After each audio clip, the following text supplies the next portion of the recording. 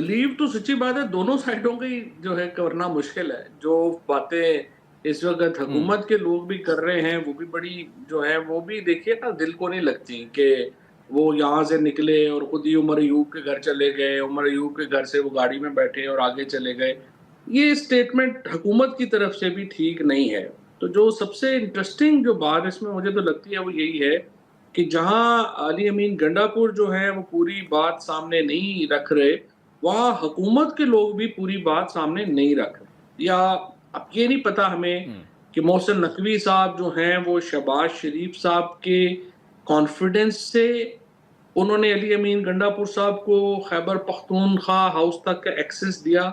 और फिर वहाँ से उन्होंने उनका जो डिपार्चर है उसको फैसिलिटेट किया, या जो अली अमीन गंडापुर साहब ने लिया एक्सेस और फैसिलिटेट किया वो इमरान खान साहब के एतमाद में थे या उनको पता था। अब ये दोनों बातें हैं जिनका हमें पता नहीं है। पीएमएलएन जो है वो हुँ, मोहसिन नकवी से कुछ ज़्यादा खुश नहीं है और आपको पता ही है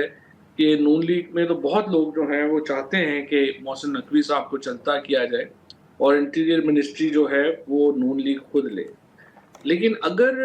ये हुँ, हुआ है मामला तो ज़ाहिर है कि मोहसिन नकवी ने अगर किया है तो शहबाज शरीफ साहब का तो शायद इतना नहीं लगता कि उनकी नॉड या उनका नॉलेज होगा, बट ज़ाहिर है कि उन्होंने एस्टेब्लिशमेंट से आगे जो है अपनी कहानी बनाई है, जो किया है, तो फिर उन्होंने क्यों किया है? हुँ, तो अभी हमें असल में अभी देखिए जो एक्शंस है ना उनसे पता चलेगा कि क्या आगे होने वाला है और आगे क्या क्या हुँ, ये एक